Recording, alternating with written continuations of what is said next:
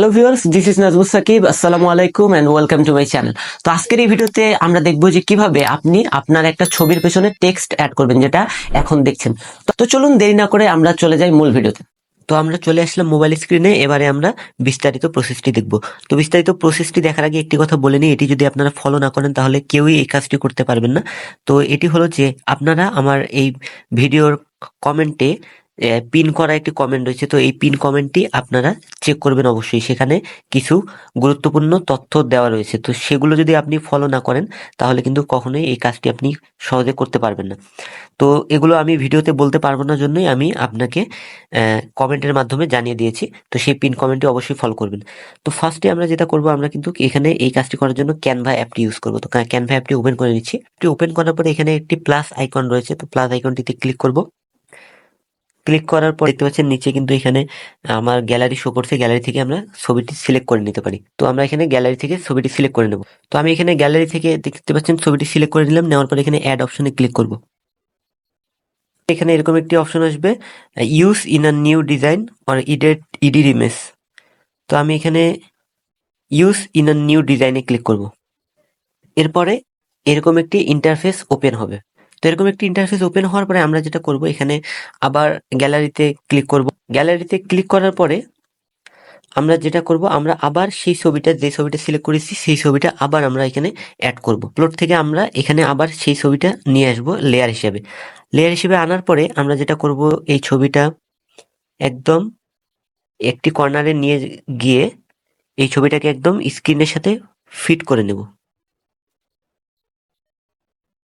তো একদম perfectly fit করে নিতে হবে। ফিট করে নেওয়ার পরে আমরা যেটা করব, এখানে দেখতে পাচ্ছেন নিচে কয়েকটা অপশন রয়েছে। এর মধ্যে একটি অপশন রয়েছে ব্যাকগ্রাউন্ড রিমুভার। তো ব্যাকগ্রাউন্ড রিমুভার অপশনে ক্লিক করব। আমরা ক্লিক করার মাধ্যমে ব্যাকগ্রাউন্ডটা রিমুভ করে নেব। তো এখানে যে টিপসটি রয়েছে, যে আপনি যে ক্যানভা ইউজ করবেন সেখানে কিন্তু আপনার ব্যাকগ্রাউন্ড রিমুভ হবে না। তো এক্ষেত্রে একটু ঝামেলা আছে, সেজন্য কিন্তু আমি প্রথমে বলেছি যে অবশ্যই আমার ভিডিওর পিন কমেন্টটি চেক করবেন, তাহলে কোনো প্রকার কোনো সমস্যা হবে না। তো দেখতে পাচ্ছেন এখানে কিন্তু ব্যাকগ্রাউন্ড আমার এটার রিমুভ হয়ে গেছে অলরেডি। তো এবারে আমরা যেটা করব, এখানে ক্রস অপশনে ক্লিক করব। ক্লিক করার পরে এবারে আমরা আমাদের টেক্সটটি অ্যাড করব নিয়েছি। এবারে আমরা টেক্সটে ক্লিক করব। ক্লিক করার পরে এখানে দেখতে পাচ্ছেন অ্যাড আ হেডিং, অথবা নিচে যদি কোনো ফন্ট আপনার পছন্দ হয়ে থাকে সেটি ইউজ করতে পারেন। তো নিচে দেখতে পাচ্ছেন একটি ফন্ট রয়েছে, তো সেটি আমি সিলেক্ট করছি। তো এই ফন্টটি সিলেক্ট করলাম। করার পরে এখানে আমি কিছু একটা লিখে দেব, যেটা আপনি লিখতে চান। আপনি কিন্তু চাইলে এই যে টেক্সটটি রয়েছে, টেক্সটটির উপরে ক্লিক করে টেক্সটটি সিলেক্ট করে এখানে নিচে দেখতে পাচ্ছেন ফন্ট নামে একটি অপশন আছে। ফন্টে ক্লিক করে কিন্তু আপনি চাইলে বিভিন্ন ধরনের ফন্ট এখানে সিলেক্ট করতে পারেন আপনার পছন্দ মতো। এখানে কিন্তু অনেকগুলো ফন্ট রয়েছে, তো আপনার পছন্দ মতো ফন্ট কিন্তু আপনি এখানে সিলেক্ট করে নিতে পারেন। তো আমি এখানে লিখছি যে, তো টেক্সট এডিটিং কথাটা আমি লিখলাম। লেখার পরে এখানে ক্রসে ক্লিক করব। ক্লিক করার পরে আবার এই টেক্সটে ক্লিক করব। ক্লিক করে এখানে আমি চাইলে এটার কালারটা চেঞ্জ করে নিতে পারি, আপনি আপনার যে কালার প্রয়োজন। তো এখানে আমি এটি সাদা কালার করে নিলাম। নেওয়ার পরে এই অপশনগুলো আমি আবার স্ক্রল করব। করার পরে এখানে একটি অপশন দেখতে পাবেন পজিশন নামে। তো এই পজিশন অপশনে আমরা ক্লিক করব। ক্লিক করার পরে এখানে ব্যাকওয়ার্ডে ক্লিক করব।